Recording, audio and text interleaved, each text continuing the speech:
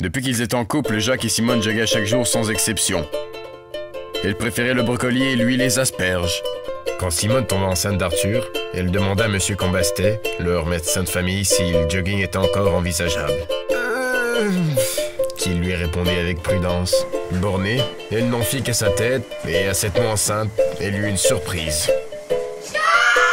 Arthur ne tarda plus à naître.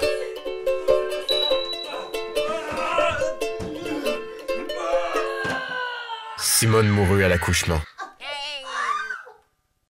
Arthur vécut toute son enfance sans support maternel, pendant que son père, accro aux endorphines que procure le jogging, passait des 4-5 heures par jour à courir pour oublier la mort de sa femme. Jacques abusa de sa condition et mourut au terme de son 30 km quotidien, un lundi. Ron, le frère de Jacques, ne pouvait plus avoir d'enfant depuis qu'il était revenu du Vietnam. Il adopta Arthur et s'empressa de lui enseigner le maniement d'armes. Arthur portait comme seul souvenir les souliers de jogging de son père, bien qu'ils étaient à l'époque trop grands pour lui. À 18 ans, il hérita de l'argent et de la maison de ses parents qu'il s'empressa de vendre. Il s'acheta alors un véritable taudis pour conserver le surplus financier et ainsi ne pas avoir à travailler. Et maintenant, Arthur tue. Il tue tous les joggeurs qu'il rencontre. Mais contrairement à Hubert qui lui tue pour son propre plaisir, ou Tim qui le fait à des fins nécrophiliques, Arthur ne tue pas égoïstement. Il tue pour épargner à ses victimes et à leurs familles un futur misérable.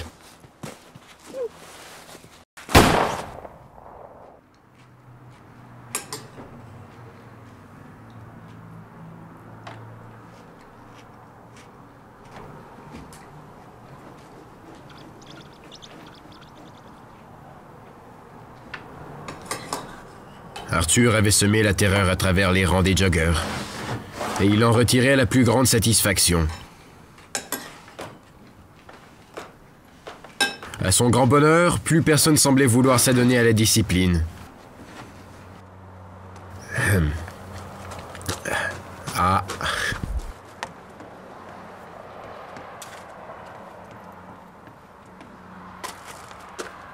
Coucou, monsieur! On recherche des bénévoles! Vous avez ça, le jogging?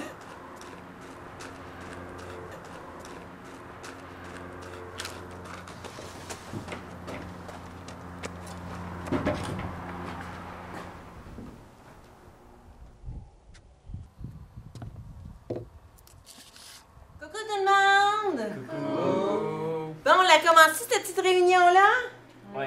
Vous êtes partants? Donc, effectivement, vous avez des duotangs devant vous. Donc, si vous ouvrez vos duotangs à la page 5, vous allez retrouver le schéma du parcours. Donc, vous avez vraiment l'intégrale du parcours du marathon de la semaine prochaine. Vous avez même identifié là où on va se retrouver les plans d'eau. Donc,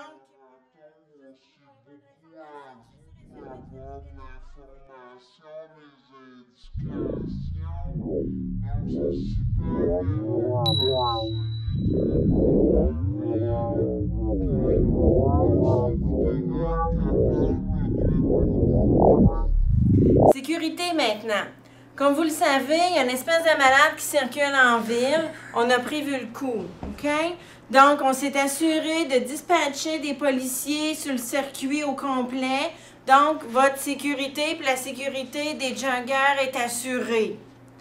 Fait que là, Faites-moi pas un petit caca nerveux, là, hein? Caca nerveux.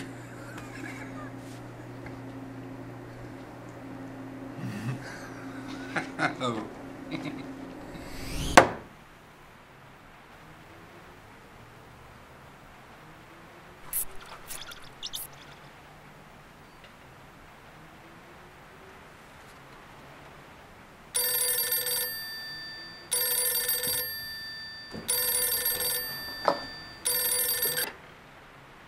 Coucou. Coucou. Finn, c'est qui? C'est Gilles, mon gros coquin. Tu m'avais pas reconnu, hein? Non. Bon. En fait, j'ai juste une petite faveur à te demander. C'est que demain matin, j'aurai pas le temps d'aller chercher les bouteilles d'eau. Pourrais-tu y aller à ma place? Oui. Bon, ben merci, Arthur.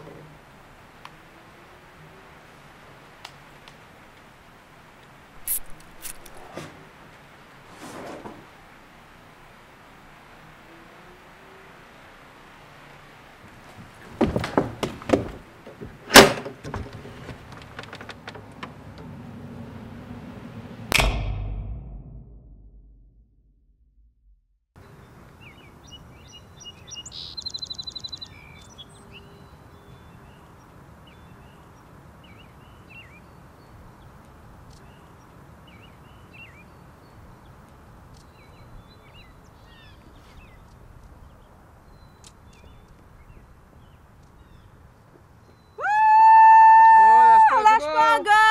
Ouais! Super!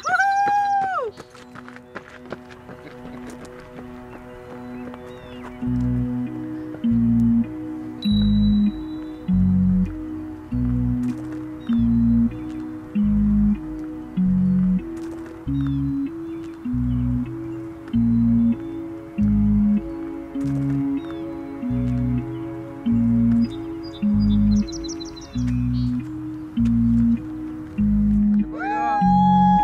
Lâche pas, ouais! Go! Wouhou!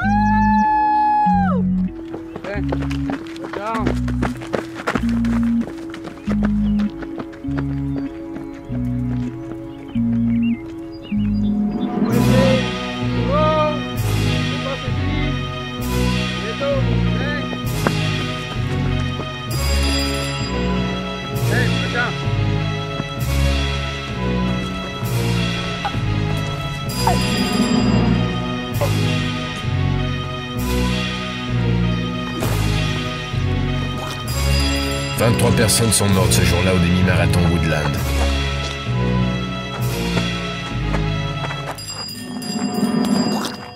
Ces meurtres furent les derniers qu'Arthur commit. Gilles, responsable des bouteilles d'eau, fut porté coupable. Il accepta sans trop y penser sa sentence.